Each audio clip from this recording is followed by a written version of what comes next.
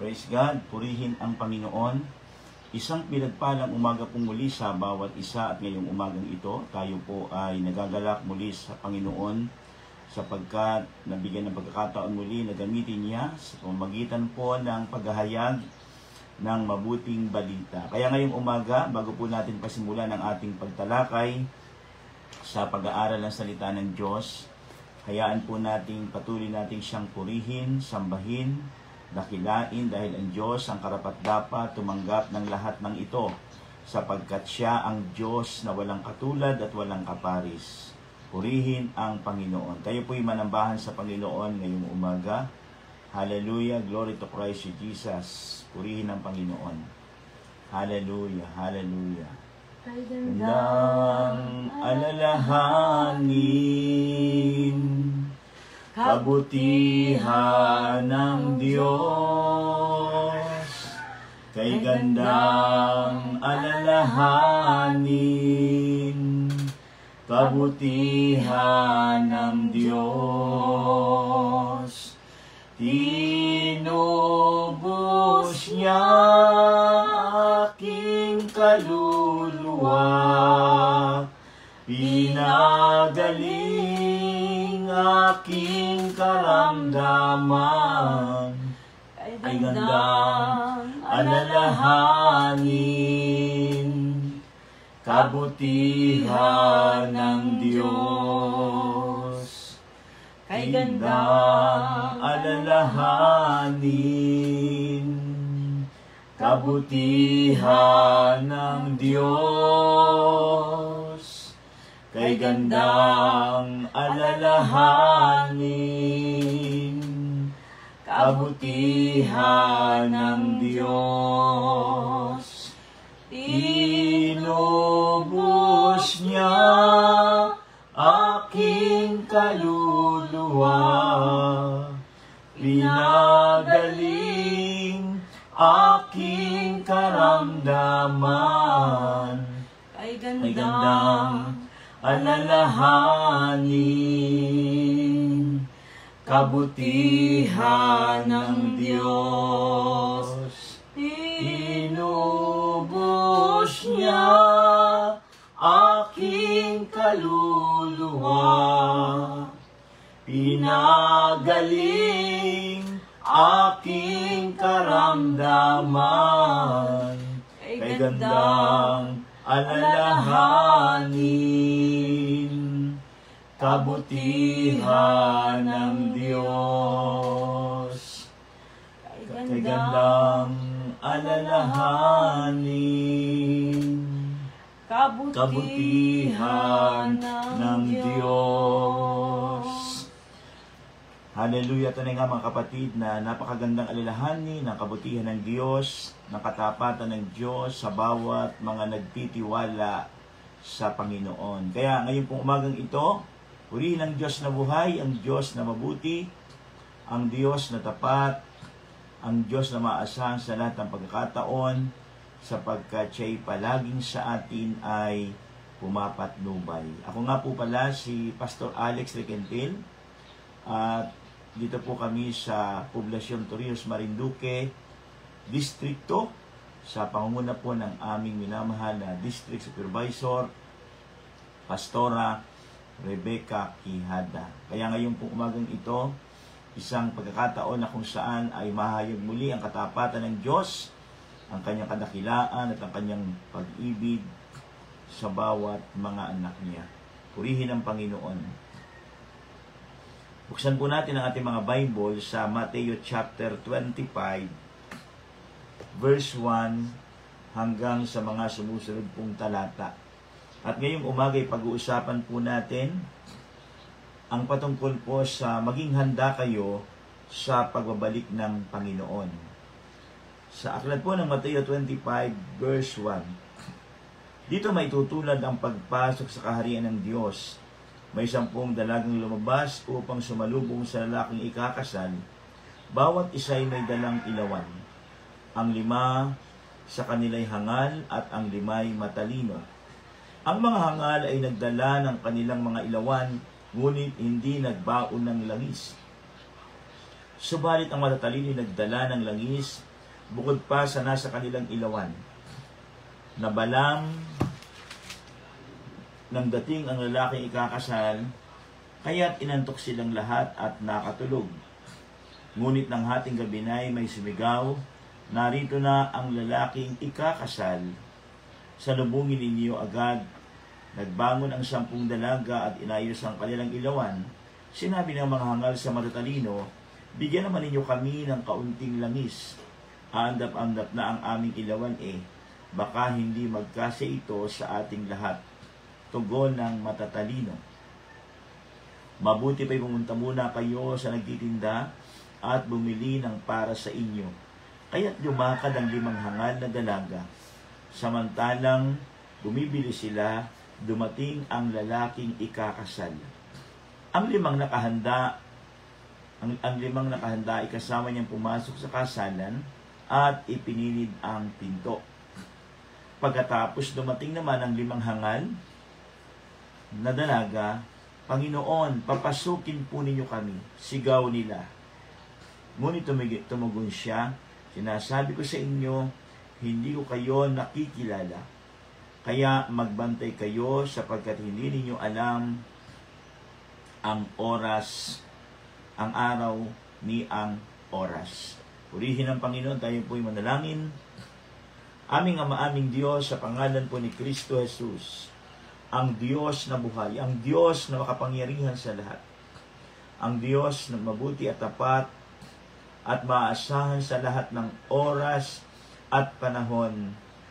Ang mga nagtitiwala sa inyo, Panginoon, ay patuloy na umaasa sa inyong mga ipinangako sa amin. Higit sa lahat, sa inyong salita na nagpapahayag at nagpapahatid, Panginoon, palagi na kami ay magkaroon ng tunay na kahandaan upang kung kami ay tawagin ninyo at papuntahin sa langit na bayan, may magkaroon kami, O Diyos, ng kahandaan na sa inyo, O Diyos, ay patuloy na iparanas ang inyo pong kaligtasan. Ama, salamat po sa inyo.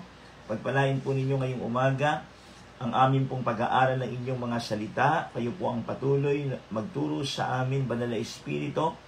Inaasahan po namin, Panginoon, ang inyong malayang pagkilos, ang inyong malayang pagpapaliwanag sa lahat po ng mga manunood at makikinig ng FB Live na ito. Pagpalain po ninyo, Panginoon, ang lahat saan man sila naroon, nasa kabundukan man, nasa karagatan o kapatagan, nasa kabayanan. Panginoon, salamat po sa inyo sapagkat alam po namin na kayo ay Diyos na palaging laan na magkaloob sa amin ng karunungan, ng kaunawaan, at higit sa lahat, ang Banal na Espiritu ay palaging nagkakaloob sa amin ng katalinuhan at higit sa lahat ng malaking pananampalataya at buong pusong pagtitiwala. Kaya naman ngayong umaga, patuloy po kaming nagpapakumbaba at humingi ng karunungan na mula sa inyo sa pangalan ng Panginoong Jesus. Amen at amen. Glory to God, glory to Christ Jesus. Ang pagiging handa sa pagbalik ng Panginoon. Ang talinhagang ito ng 10 dalaga, isa sa pinamakapangyarihang paalaala ni Jesus tungkol sa kahalagahan ng pagiging handa. Sa ating panahon ngayon, marami po ang abala sa mga bagay sa mundong ito. Trabaho, negosyo, at sa pang-araw-araw na gawain. Ngunit nakakalimutang paghandaan ang pinakamahalagang kaganapan ng buhay. At ang ano po ito? Ang pagbabalik ng Panginoong Jesus. Amen.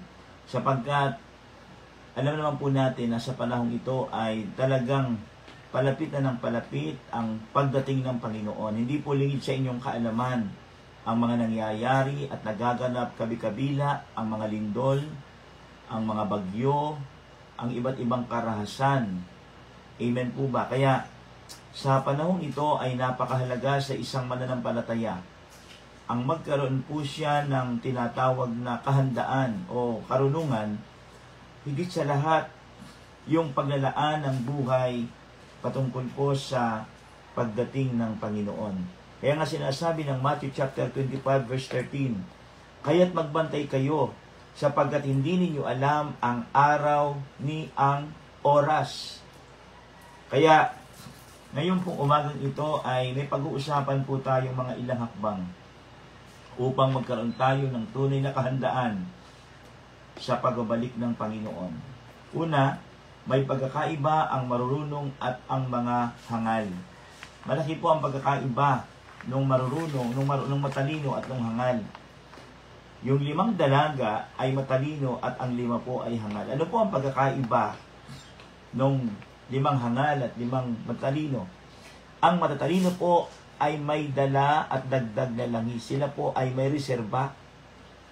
Ang ibig sabihin ito po ay sumisimbolo sa mga mananampalataya na kung saan yung 5 mananampalataya sa kanilang paglilingkod sa Diyos ay palaging nagniningas ang kanilang apoy sa pananampalataya o sa paglilingkod sa Diyos. At yun namang 5 babae o 5 mananampalataya, ito po ay hangal. Sila po ay palaging nagkukulang at hindi po sila handa. Ang ibig sabihin ito sa pangkaraniwang mananampalataya, ito po yung mga mananampalataya na palaging nagkukulang sa pananampalataya sa Diyos at maaaring sila ay ningas-kugon sa gawain ng Panginoon o yung mga tinatawag natin na mga backsliding in heart. Sumasamba sila sa Panginoon, nakikita sila natin sa araw ng pananambahan, tuwing araw ng pagsamba. Pero ang totoo, ang kanilang puso ay malayo sa Panginoon. Amen.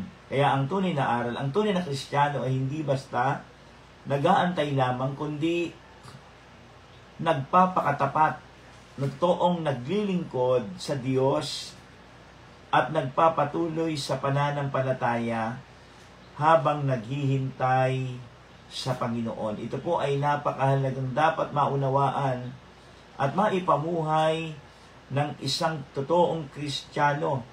Hindi lamang siya basta nag-aantay lamang na nakatunganga o walang ginagawa, kundi ang kanyang buhay ay nagpapakatapat.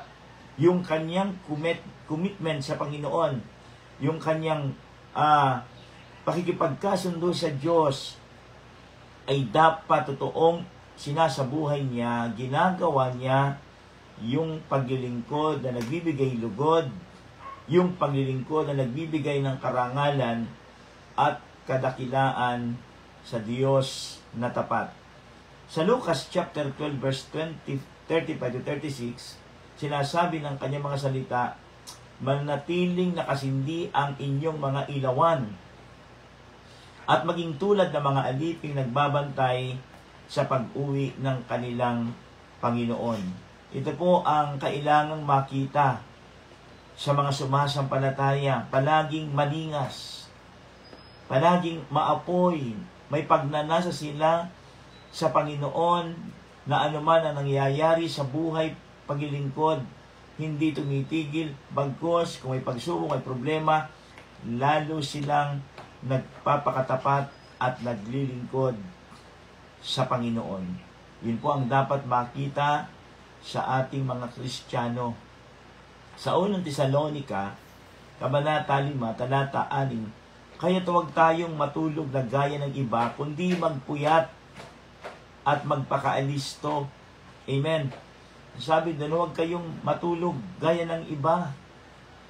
Kaya nga tinuturo ng Biblia, para magkaroon palagi tayo ng excitement araw-araw na magbasa ng Biblia, mag-aral ng salita ng Diyos, dumalo sa mga pagtitipon o sa mga pagsamba, sapagkat yun po'y napakahalaga sa mga mananampalataya para hindi maubusan tayo ng karga, ng kapangyarihan ng Panginoon. Palagi tayong makipag-ugnay sa banal na Espiritu, sapagkat alam natin, ang Diyos ay hindi nagkukulang sa sino mang lumalapit sa Kanya. Palagi niya tayong pinupunuan. Palagi niya tayong ginagabayan. Amen. Pangalawa, ang langit ay para sa mga handa lamang. Kaya kailangan talaga na magkaroon tayo ng totoong pakikipagkaisa at pakikipag-ugnay sa Diyos. Sapagkat marami nagsasabing, palangit din ako, pastor. Palangit din po kami. Pero ang totoo, hindi nila naintindihan yung kanilang sinasabi. Ang totoong mga palangit na Kristiyano ay yung palaging handa na gumagawa ng kalooban ng Panginoon, na kahit wala nakakakita sa Kanya, patuloy siyang nagpupursigi, na naglilingkod sa Diyos. At ito po yung tinatawag na kailangan magkaroon tayo ng tamang relasyon sa Panginoon. Ang langit ay para sa mga handa lamang, at matatagpuan po natin sa Mateo chapter 25 verse 10, ang mga dalagang handa ay pumasok kasama ng kasintahang lalaki sa piging ng kasalan at isinara ang pinto. Napakaliwanag po dito sa Matthew chapter 25 verse 10 na ang nakapasok lamang doon sa kasalan ay yung mga taong matatalino, yung 5 dalagang matalino na may dalang langis. Ano ho? Ang nakalagay sa Matthew chapter 25 verse 10. Kaya't lumakad ng 5 hangal na dalaga, samantalang bumibili sila. Dumating ang lalaking ikakasal, ang 5 nakahanda ay kasama niyang pumasok sa kasalan. At pagkatapos ay ipininid ang pinto. Mga kapatid ko sa Panginoon, baka maraming Kristiyano ang nagsasabing, total, naglilingkod din naman ako sa Panginoon, sigurado din naman akong pupunta ng langit. Mga kapatid, hindi po yun ang basihan. Ang basihan po ng Panginoon ay yung totoong puso na suot sa Diyos, yung totoong puso na naglilingkod at nakikita sa kanyang buhay ang ganap na pagbabago. Kaya nung dumating si Kristo, hindi lahat po ay nakapasok, di ba? Ang nakapasok lamang ay 5 matalino na babae na may baong langis. Yung 5 na hangal ay hindi nakapasok. Pero ito po ay naka-address ay sa mga mananampalataya. Ang pintuan ng langit ay para lamang sa mga tunay na handa. Yung may langis ng pananampalataya, kabanalan at katapatan lamang, yun lamang ang tiyak.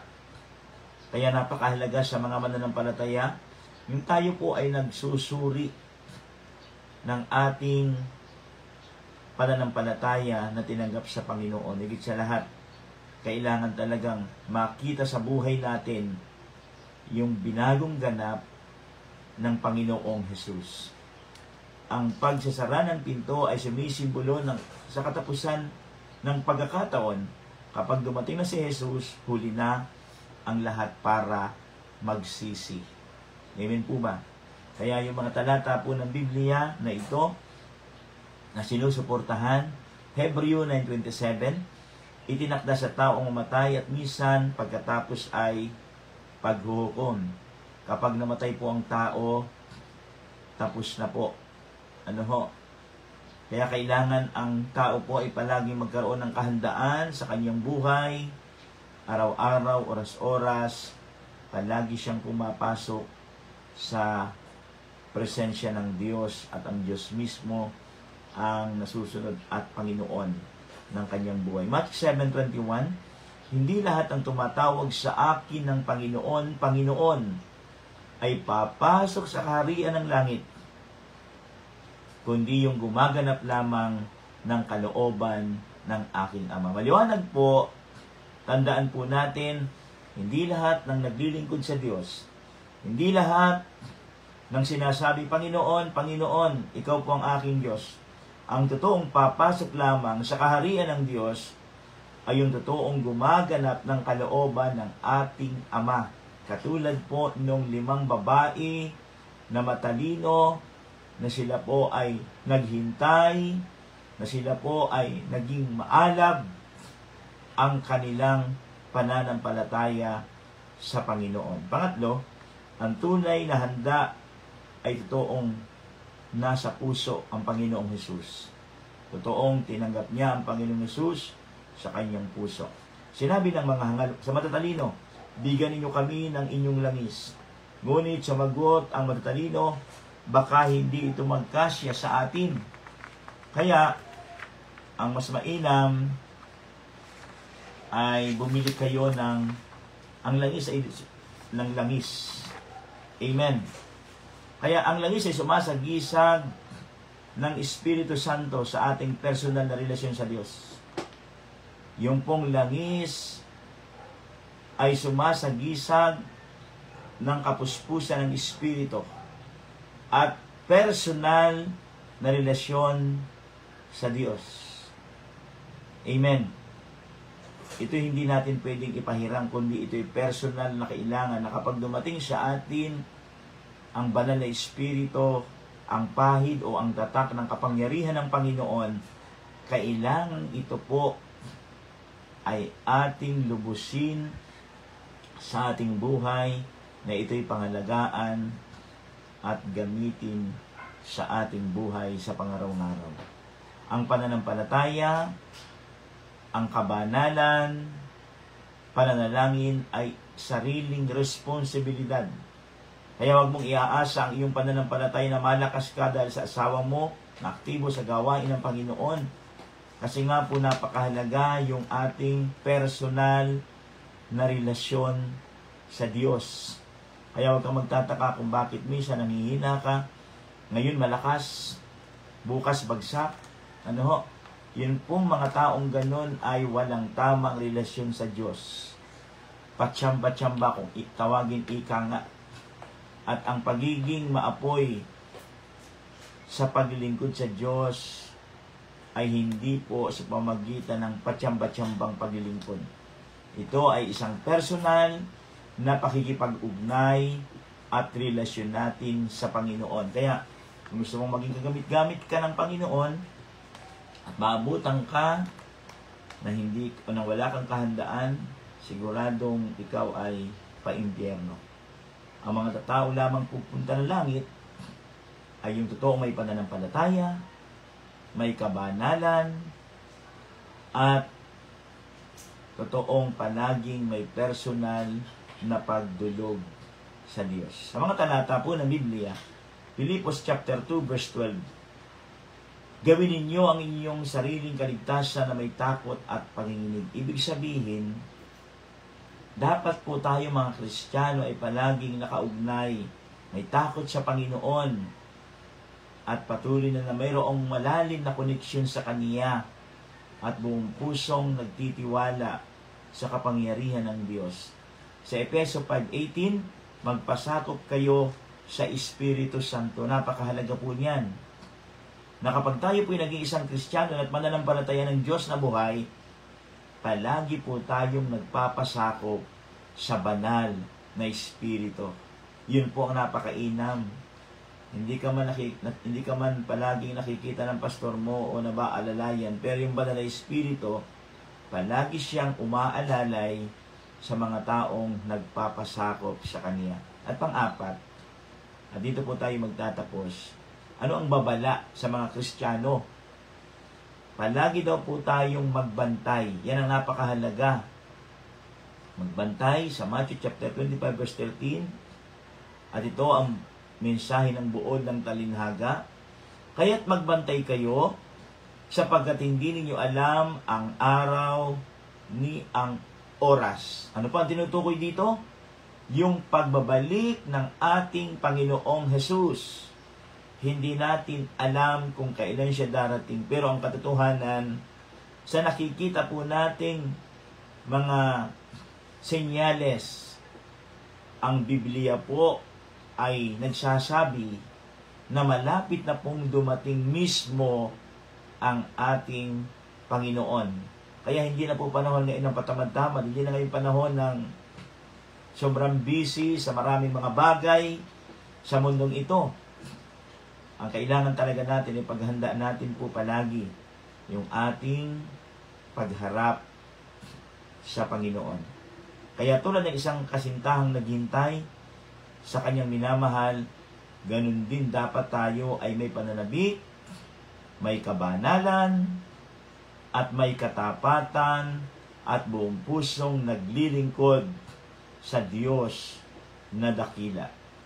Sa Revelation chapter 22 verse 12, narito, ako'y madaling darating at ang aking gantimpala ay nasa akin. Ang Panginoon po ay malapit na siyang dumating at taglay niya ang gantimpala sa mga totoong sa Kanya ay naghihintay.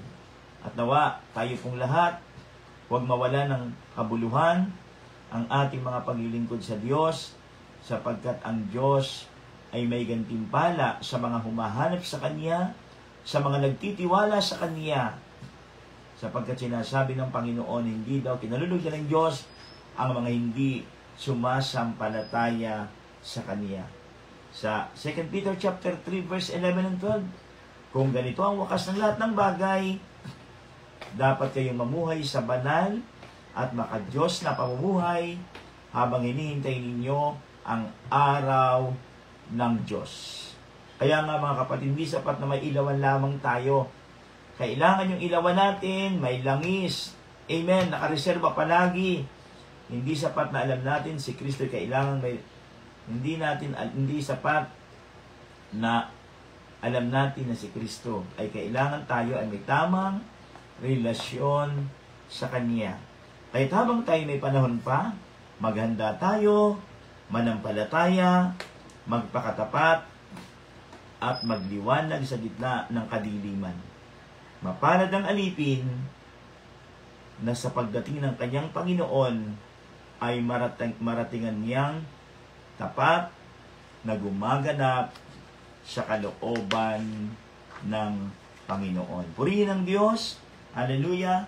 Dumating na po ang oras na tayo po ay pansamantala mag-iwahiwalay. Ang ganda ng ating pinag-uusapan, pero loobin po ng Diyos sa maikling oras at maikling panahon, tayo po ay mayroong naunawaan at naintindihan at nagkaroon po ng rema ito sa ating puso. Tayo po ay manalangin. Aming Ama, aming Diyos, sa pangalan po ni Kristo Jesus ngayong umaga, ang aming puso ay nagagalak, ang aming mga espiritu ay nagpupuri sa inyong kabutihan, sa inyong katapatan, na minsan pa'y patuloy po kaming napaalalahanan, napagpala at napalakas ng inyong pong mga salita, upang kami ay magkaroon ng tunay na kahandaan, anumang araw, anumang oras kayo dumating, Panginoon, ay magkaroon kami, O Diyos, ng kagalakan na kayo po ay aming mapaglingkuran. At kami naman, O Diyos, ay umaasa sa gantimpala na patuloy mong ipagkakaloob sa mga mananampalatayang patuloy na sumusulong ang kanilang mga paglilingkod. Pagpalain po ninyo, Panginoon, ang maghapong ito, anuman ang mga trabaho o mga ginagawa ng bawat mga anak po ninyo, ang aming panalangin, patuloy mo silang gabayan, patnubayan, proteksyonan, at ang libu-libong anghel ay patuloy na umalalay po sa kanila, higit sa lahat, ang pagkasi ng banal mong Espiritu. Salamat po dakilang Diyos sa aming tagapanguna, ang tagapanguna ng Door of It Church, ang Pastor Joseph Len Masaredo, ang kanyang buong sambahayan, ang lahat ng mga pastor, mga district supervisor, ang mga manggagawa sa iba't ibang mga iglesia, ang mga misyonary sa ibang bansa, amin pong panalangin. Ang patuloy na malayang pagkilos ninyo sa kanilang mga buhay, ang pag-abot at pagkakaloob ng lahat ng kakait ng mga pangailangan, higit sa lahat, ang apoy ng ningas ng Espiritu ay patuloy mong ipagkaloob sa bawat isa sa amin. Ama, sa inyong lahat ng papuri, parangal, pagdakila at pagluwalhati sa pangalan ng Panginoong Jesus. Amen at amen po.